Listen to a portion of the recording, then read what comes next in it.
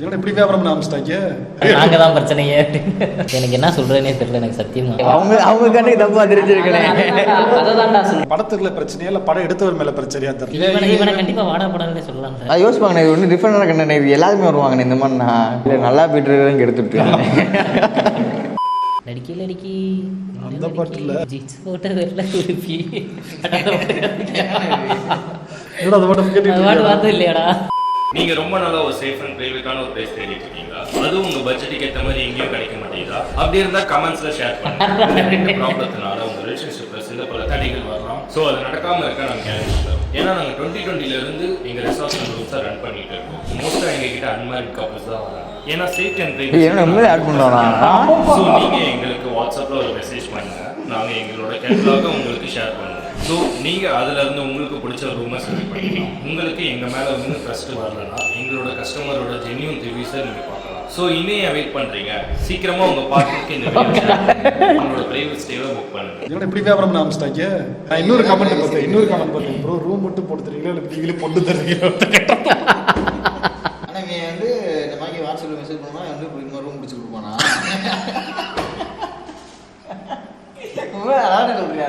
என் number கூட note பண்ணுங்க, நம்ம சும்மா விளாண்டு போனேன். ரொம்ப இது இந்த ப்ரொமோ வந்து ஒரு வந்து சும்மா ஒரு வேலைக்கு காண்டி வரவங்க அந்த மாதிரி கொஞ்சம் எடுத்து சொல்லினா கூட ஒன்றும் தெரிஞ்சிருக்காது. இது வந்து சும்மா டார்கெட் பண்றது, ஆடியன்ஸை டார்கெட் பண்ணி இது பண்றது. எங்க போனா மாட்டி போவோம்ட்டு காலேஜ் முடிச்சவங்க லாங் டிஸ்டன்ஸ் ரிலேஷன்ஷிப் போனா யோசிப்பாங்களே, இங்க வந்த பிரச்சனை அங்க. இவர் வந்து ஓப்பனா சொல்றாரு, எங்கிட்ட பிரச்சனை இருக்காது, நாங்க தான் பிரச்சனையே.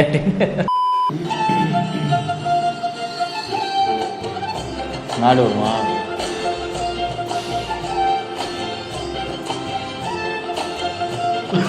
நம்மளா கேஸ் பண்ண கூப்பிடுறேன். யாரும் தரலன்னு சொல்லி அவன் ஃபேன்ஸ் கொடுப்பாங்க நான் வச்சிருக்கேன். பரவாயில்ல, என் கிரியேட்டிவிட்டி அவங்க பாராட்டணும்.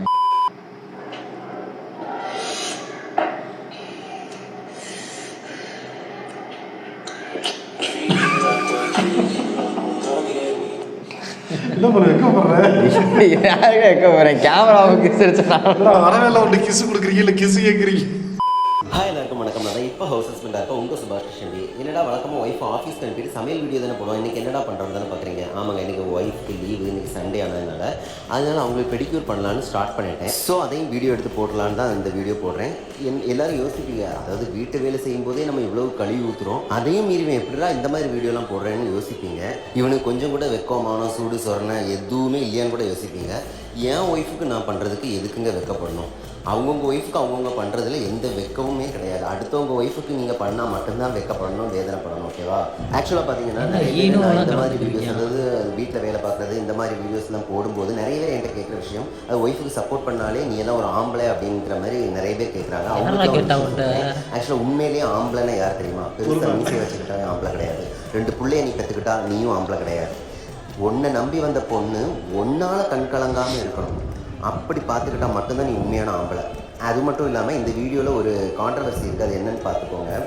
ஆக்சுவலாக இதெல்லாம் பார்த்துட்டு திருப்பியும் கழுவி ஊற்றுவீங்கன்னு எனக்கு தெரியும். கழுவி ஊற்றினாலும் பிரச்சனை இல்லைன்னு தான் இந்த வீடியோ போடுறேன். ஆமாங்க, என்னோடய ஒய்ஃபோட காலர் வாஷ் பண்ணி நான் அந்த தண்ணியை குடிக்கிறேன். இதில் வந்து எனக்கு நீங்கள் எவ்வளோ எனக்கு கேவலமாக பேசினாலும் சரி, எனக்கு கவலையே எப்படி கேவலமாக பேசுறது. என்ன பண்ணுறாங்கன்னா, ஒய்ஃபோட பிறந்த அதே சொல்லிக்கிறேன், காலக்கிளே குடிக்கணும்.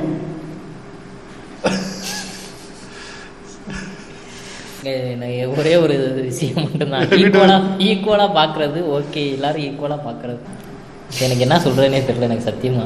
வாழை படத்தை பார்த்த நம்ம எல்லாருமே இது ஒரு அருமையான படம்னு கமெண்ட் கொடுத்தோம். ஆனா இந்த பொண்ணு கேட்கிற ஒவ்வொரு கேள்வியும் செருப்பான கேள்வியா இருக்கு. யோசிச்சு பார்த்தா இந்த பொண்ணு சொல்றது தாங்க உண்மை. வாழை படம் இருக்கு, அதோட எக்ஸ்பீரியன்ஸ் தான் நான் உங்ககிட்ட ஷேர் பண்ண போறேன். வாழை படத்துல பூங்கொடின்ற டீச்சரும் சிவநயனன் என்ற ஸ்டூடெண்ட்டும் நடக்கிற கதையை தான் ஒரு மாதிரி எடுத்துட்டு போயிருப்பாங்க. இப்ப நம்ம கதையை மாத்தலாமா? பூங்கொடி டீச்சர் இருக்காங்கல்ல, அந்த இடத்துல பூங்காவனம்ன்ற ஒரு சாரையும் சிவநயனன் என்ற ஸ்டூடெண்ட் இருக்க இடத்துல வைஷ்ணவின்ற ஒரு பொண்ணையும் வச்சுட்டு இப்ப அந்த படத்தை பாருங்க.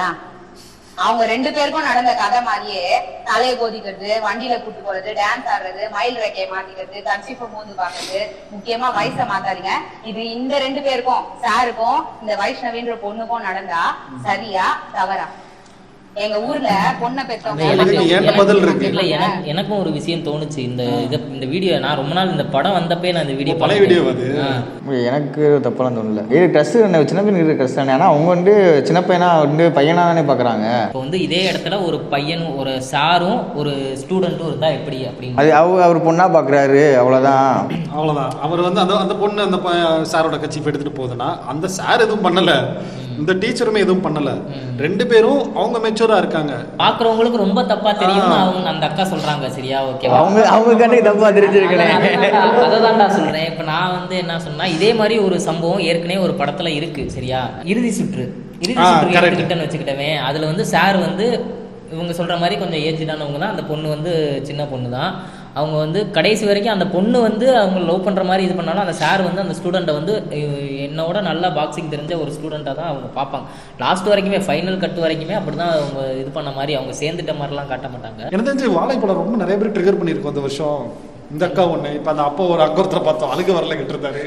படத்துக்குள்ள பிரச்சனையா இல்லை படம் எடுத்தவர் மேலே பிரச்சனையா தெரியலையே, வாழைப்படத்தை போட்டு இந்த அடி அடிக்கிறானுங்க எல்லாரும். நாய் சாப்பிட்டதுக்கு அப்புறம் ஒரு கான்வர்சேஷனை எப்படி ஹோல்ட் பண்ணுறது, இதை சொன்னீங்கன்னா நிறைய பசங்க யூஸ்ஃபுல்லாக இருக்கும். இப்போ நான் என்ன சொல்ல அப்படின்னா, இன்ட்ரெஸ்ட் உள்ள பொண்ணுங்களை வச்சுக்கோங்க. சரியா, ஒன்று எக்ஸாம்பிளுக்கு ஒரு ஐஸ்வர்யா ராய், இன்னொன்று ஒரு நார்மல் வேல்யூவில் உள்ள பொண்ணு, இன்னொன்று பிச்சைக்காய், 3 பொண்ணுங்களை வச்சுக்கோங்க.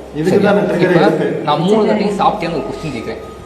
ஐஸ்வர்யா என்ன ஆன்சர் பண்ணுவாங்க? கண்டுக்கவே மாட்டாங்க. நான் ஐஸ்வர்யா என்ன பண்ணுவாங்க? கண்டுக்கவே மாட்டாங்க. ஓகே, சரியா. ஒரு நார்மல் வேல்யூவில் பொண்ணு அனுப்பினா என்ன பண்ணுவாங்க? அந்த பொண்ணு நல்ல பொண்ணு, ஆட்டிடியூட் இல்லை, நான் நார்மலாக நான் சாப்பிட்டேன், நீ சாப்பிட்டியா அப்படிலாம் சொல்லுவாங்க. பிச்சைக்காரிக்கு நான் சாப்பிட்டேன்னு கேட்குறேன். அந்த பொண்ணு என்ன சொல்லுவோம்?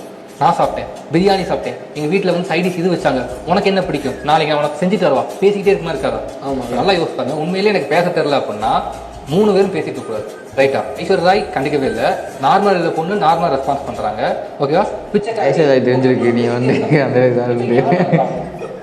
நம்ம மேலே ப்ராப்ளம் இல்லை. ஓகே, இது நம்ம பேசுகிறோம் அப்படின்னா மெஜாரிட்டி நாட், ஓகேவா? மெஜாரிட்டி நாட்னா ஆப்போசிட்டில் உள்ளவங்களோட இன்ட்ரெஸ்ட் உள்ள பொறுத்து இருக்கு. யாரா வேண்டி ஐஸ்வர்யா ராய்க்கு நீ பிச்சைக்காரனா தெரியுவா? அதை வந்து யோசிச்சுக்க. ஃபர்ஸ்ட் எதுக்கு பிச்சைக்காரின்னு சொல்றான்?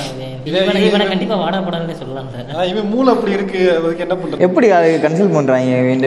இந்த அடி வாங்கியிருப்பாங்க இல்ல, எதுவுமே பேச தெரியாது, இந்த மாதிரி மைண்ட் அவங்க தான் போறாங்க. ரொம்ப இன்செக்யூரா இருப்பாங்க. அவங்க தான் டார்கெட் இவனுக்கு. ரொம்ப இன்செக்யூரா இருப்பாங்களா? ஐயோ நம்ம பொண்ணுட்ட பேசின அப்படியே இருக்கும் அப்படியே இருக்கும். 23,000 பேர் லைக் பண்ணிருக்காங்க இதை. நிறைய பேர் சர்ரா அதுக்காண்டி இப்ப அவங்க ஒரு பிச்சைக்காரிட்ட போய் என்ன கேட்பீங்கன்றான். அவன் வந்து நான் பிரியாணி சாப்பிட்டேன், சைட் டிஷ் சாப்பிட்டேன், இந்த ஜில் ஜங் ஜிக்னு சொல்லுவாங்கல்ல கேர்ள்ஸ், அந்த மாதிரி கேட்டகரிவே வந்து பொண்ணுங்களை வந்து செக்ஷுவலாவோ இல்லை அவங்க கேரக்டருக்கு ஏற்றப்பலையோ கேரக்டர் அசாசினேஷன் பண்ணுறாளுவேன். இவனுக்கு வேறு என்ன தெரியும்? இதுதான் தெரியும். தொப்பியை மாட்டிட்டு வந்துடுறான். இவன் எத்தனை பேர் இன்ஃப்ளூயன்ஸ் பண்ணுறான்னு யோசிச்சுப்பாரு. எத்தனை ஸ்கூல் பசங்க காலேஜ் பசங்களை இன்ஃப்ளூயன்ஸ் பண்ணுவாங்க. திட்டம் புரியலையா? ஏன் நீ இவனோட கஷ்டப்படுற? ஏதோ நல்லா பேசுறானே, நாளைக்கு பொண்ணுங்களை எப்படி கரெக்ட் பண்றது? நான் இவ்வளோலாம் கிடையாது, நான் டேட்டா பேசுகிறேன். நான் ஒரே ஒரு ஐடியா சொல்கிறேன். சப்போஸ் உங்களுக்கு ஒரு பொண்ணை பிடிச்சிருக்கா, ஃபஸ்ட்டு போய் சொல்லுங்கள், அவங்களை இம்ப்ரெஸ் பண்ண ட்ரை பண்ணுங்க, அவ்வளோதான். இல்லையா பிடிக்கல, அந்த மெட்ராஸ் படத்தில் அந்த பொண்ணு பிடிக்கலன்னு சொன்னதுலேருந்து இவன் ஜாலியாக இருக்க ஆரம்பிச்சிடும். அது அந்த பொண்ணே அந்த மாதிரி பண்ணுங்க. அதை விட்டுவிட்டு போய் பிச்சைக்கரியா பழக்கரியா ஐஸ்வர்யா இல்லைண்ணே கண்டென்ட் அது யோசிப்பாங்கண்ணே. இது ஒன்றும் டிஃப்ரெண்டான கண்டென்ட், இது எல்லாருமே வருவாங்கண்ணே இந்த மாதிரி. நான் அப்பா நான் சொல்கிறேன் பண்ணட்டும், இவங்க மாற்றிக்கணும். இவனை வந்து என்ன சொல்றேன், இப்போ இவனை போய் எதுக்கு அட்வைஸ் கேட்குறாங்க? அவங்க மாற்றிக்கணும். இன்டர்வியூ வச்சு அட்வைஸ் கேட்க எனக்கு அதான் இருக்கு. என்னடா இன்டர்வியூ வச்சு அட்வைஸ் கேட்க? அவ்வளோ பெரிய ஆளாயிட்டியா அந்த மாதிரி? My dear brothers and sisters, இவர் பேச்சை கேட்காதீங்க, இவன் பேச்சை கேட்காதீங்க, இவன் பேச்சை கேட்காதீங்க, இவர் பேச்சை கேட்காதீங்க. Here's some low-key dating advice. Let's talk about effort, shall we? So today I got a text from a guy on Instagram whom I connected with on Hinge like weeks ago. I uninstalled the app without any notice and I did not tell anyone whom I was chatting with.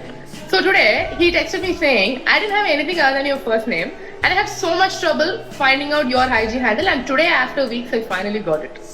So the point is, if men really want it, they will put the effort. So girls, never settle for less. And that being said, stop playing games, girls. If you really like someone, if you really want to go out on a date with someone, just goddamn ask for it. Like really, the worst advice a girl can give another girl is stall. Don't reply immediately. Don't show that you are interested. Say no to the first few days. Let the guy hanging. Let him come around. Come on, stop playing games. Games are for girls, not for women. If you really like someone, go on, give the first shot, text them first. Maybe ask him if that is what it is, because trust me, you only regret the chances that you don't take. So yeah, men, put some efforts, and girls, Please don't play games. Girl, that's a big, huge red flag. Run. என்ன பண்ணியிருக்காங்கன்னா பாரு, இவங்க ஹிஞ்சுன்னு ஒரு app மூலியமா dating போயிருக்காங்களாம். Dating போயிட்டு இந்த பொண்ணு அதை ஆப் அன்இன்ஸ்டால் பண்ணிட்டு வந்துருச்சு போல.